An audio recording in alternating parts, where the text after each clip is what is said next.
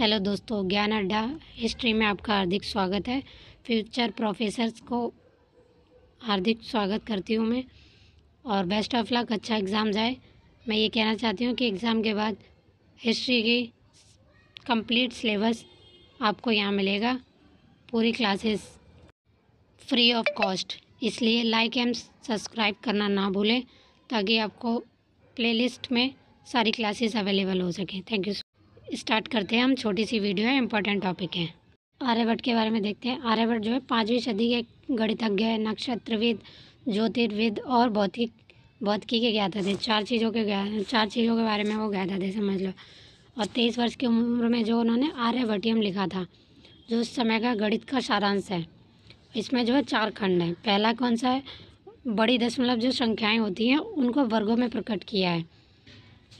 दूसरा जो है आधुनिक काल, जो आजकल के टाइम में गणित के विषयों को कठिन प्रश्न दिए गए हैं, जैसे कि संख्या सिद्धांत पढ़ते हैं, रेखा गणित पढ़ते हैं, त्रिकोणमिति पढ़ते हैं हम लोग, बीजगणितीय, इन सब को दिया गया। और जो 2 बचे हुए खंड है उसमें उन्होंने नक्षत्र विज्ञान से संबंधित है, उन्होंने उसमें नक्षत्र विज्ञान के बारे में बताया हुआ है कैसा है।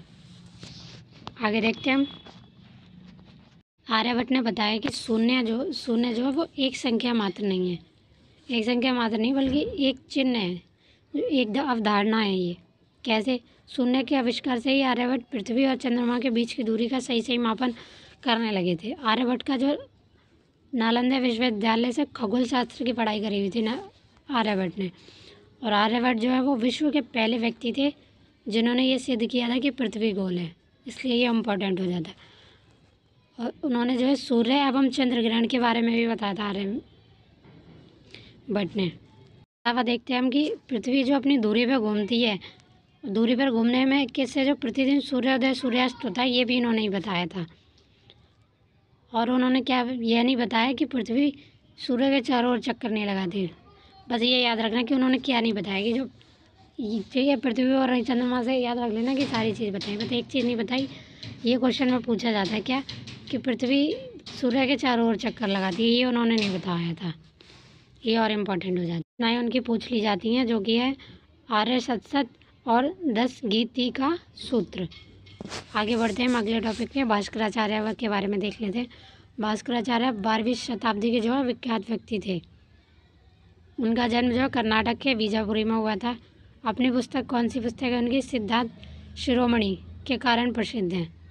इनने भी 4 खंड थे, इसमें भी इन्होंने लीलावती गणित में बीजगणितीय अलजेब्रा है और गोलाध्याय है और ग्रह गणित, ग्रहों का गणित है। ये कई बार पूछा जाता है लीलावती और इसके बारे में। और आगे देख लेते हैं इनके बारे में। इन्होंने जो है बीजगणित का जो समीकरण हल करते हैं ना हम, करने के लिए चक्रवात विधि का परिचय दिया इन्होंने ही। यही विधि जो है यूरोपीय गणितज्ञ द्वारा पुनः खोजी गई, जिसे चक्रीय विधि कहते हैं। देख लो, पहले इन्हें खोज ली लेकिन फिर भी बाद में खोजी गई तो इसे चक्रीय विधि का नाम दे देते हैं। आगे बढ़ते हैं हम बारहमीर के बारे में पढ़ते हैं। बारहमीर जो है वो गुप्त काल के एक प्रसिद्ध वैज्ञानिक है, इसलिए ये इंपॉर्टेंट हो जाता है गुप्त काल से जब जोड़ के आता है क्वेश्चन। तो यह जो है जल विज्ञान, भूवर्गीय विज्ञान, पर्यावरण विज्ञान के क्षेत्र में महान योगदान था इनका। वे पहले वैज्ञानिक थे जिन्होंने दावा किया कि दीमक और पौधे भूवर्गीय जल की पहचान के निशान हो सकते हैं। ये इन्होंने खोजा था पहले। दीमक जो लकड़ी को बर्बाद कर देती है, इस विषय के बारे में महत्वपूर्ण जानकारी दी थी इन्होंने। वे बहुत नीचे पानी के तल तक जाकर पानी लेकर आते हैं और अपनी बम्बी घर को गीला करते हैं। सोचो कितना दिमाग होगा इन बंदों में। आगे बढ़ते हैं, कुछ और महत्वपूर्ण पॉइंट्स देख लेते हैं। बारहमीर विक्रमादित्य के दरबार के 9 रत्न जो थे उसमें से एक थे।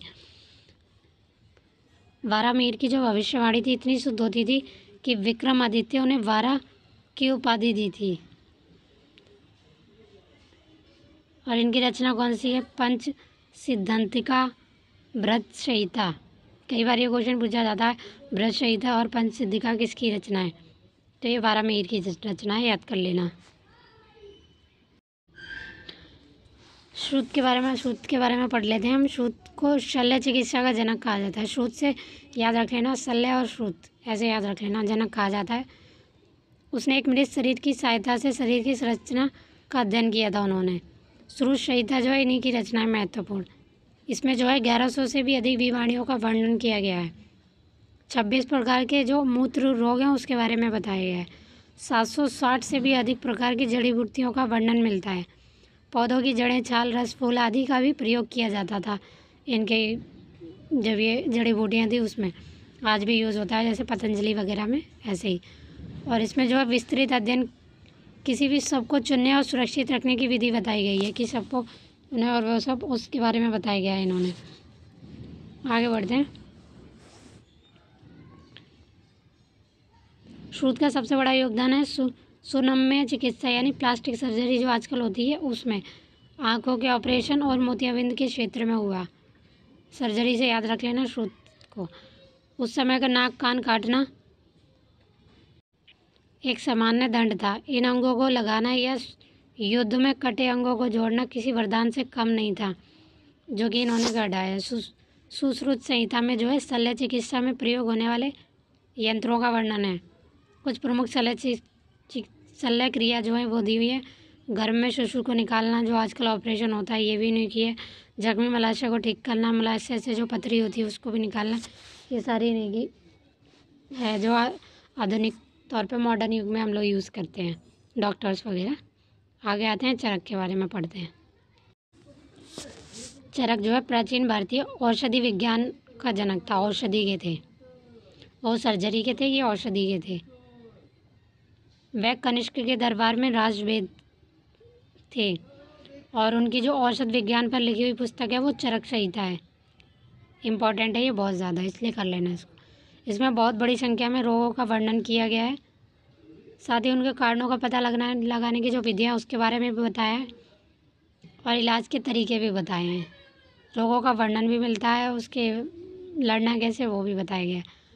चरक ने ही जो है सबसे पहले जो है पाचन क्रिया, चयापाचक, रोगों का निवारक क्षमता को स्वास्थ्य के लिए महत्वपूर्ण बताया था कि पाचन प्रक्रिया मेन है, जो कि आज के दौर में प्रासंगिक सिद्ध होती है। चरक वंश प्रक्रिया के मूल सिद्धांतों को भी जानते थे, जो जेनेटिक्स वगैरह होते हैं जो आज के टाइम में मानी जाती है उसको। और आगे हम देख लेते हैं वीवी सावरकर के बारे में पढ़ लेते हैं। ये यूजीसी ने 5 से 6 साल में हर साल रिपीटेड क्वेश्चन है, इसलिए इस पॉइंट को मैंने यहाँ डाल दिया है।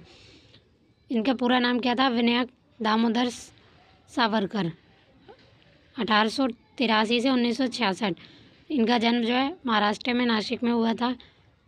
इन्हें जो है प्राय स्वतंत्र वीर एवं वीर सावरकर के नाम से संबोधित किया जाता है। वह स्वाधीनता संग्राम के एक सेनानी के साथ साथ महान क्रांतिकारी, चिंतक, सिद्धस्त, लेखक, कवि, वक्ता, दूरदर्शी, राजनेता तथा इतिहासकार थे। उन्होंने 1905 में ईस्वी में के जो स्वदेशी आंदोलन था उन्होंने ही अग्रणी भूमिका निभाई थी।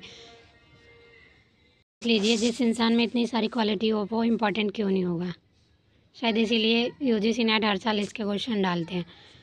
उनके लेखक जो है इंडियन सोशलिस्ट तलवार नामक पत्रिकाओं में प्रकाशित होते थे। याद रखना, ये पूछा जाता है कई बार। जो बाद में कोलकाता के युगांतर पत्र में भी छपे थे। 1907 ईस्वी में उन्होंने इंडिया हाउस लंदन में पहली भारतीय स्वतंत्रता संग्राम की जो स्वर्ण जयंती थी वो मनाई थी। कब मनाई थी? 1907 में। कहाँ? इंडिया हाउस में, लंदन में, स्वतंत्रता संग्राम की। याद रखना ये।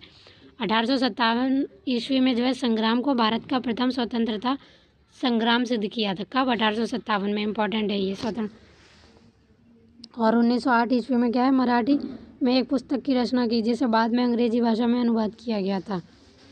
आगे कुछ देख लेते हैं। वीवी सावरकर के विषय में कुछ जानने वाली थी। वीवी सावरकर जो है फर्ग्यूसन कॉलेज से जो है स्नातक थे, मतलब डिग्री प्राप्त की थी। वीवी कृष्ण वर्मा के छात्रवृत्ति की पेशकश को स्वीकार किया इन्होंने। 1906 में लंदन चले गए। वीवी सावरकर ने नासिक मित्र मेला की स्थापना की थी। नासिक, याद रखना इसको। और 1899 में तरुण इटली के आधार पर किए थे। बाद में इसे अभिनव भारत का समाज 1904 में नाम दिया गया। इम्पोर्टेंट है ये। वीवी सावरकर इंडिया हाउस के सदस्य बने। वीवी सावरकर ने the India war of independence 1857, Hindutva, काला पानी, मैगजीन, चरित्र मेजनी की जीवनी नामक पुस्तक लिखी थी? ये इम्पॉर्टेंट है, कई बार पूछा गया क्वेश्चन कि the Indian war of independence 1857 किसने लिखी और किस भाषा में लिखी थी? तो याद रखना मेजनी चरित्र, ये क्वेश्चन आया है कि मेजनी जीवनी नामक पुस्तक किसकी लिखी हुई रचना है। वीवी सावरकर रूसी क्रांतिकारियों से अत्यधिक प्रभावित थे। किससे? रूसी से। अपने जीवन का 24 दिसंबर 1910 ईस्वी तक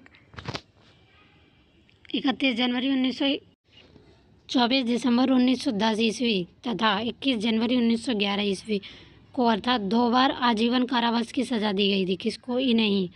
कब 24 दिसंबर 1910 में और 31 जनवरी 1911, याद रखना 10 और 11 में, दोनों में आजीवन की सज़ा सुनाई गई, जो विश्व के इतिहास में अनोखी सज़ा थी। इसलिए ये बहुत इंपॉर्टेंट है, इसलिए मैंने यहाँ डाला है, तो याद कर लेना इसको। पसंद आए तो लाइक एंड सब्सक्राइब करें। यूजीसी के सभी हिस्ट्री एग्ज़ाम के बाद आपको इतिहास की पूरी सिलेबस कंप्लीट इसी ज्ञान अड्डा हिस्ट्री पे मिलेगा, इसलिए लाइक एंड सब्सक्राइब करें इस चैनल को।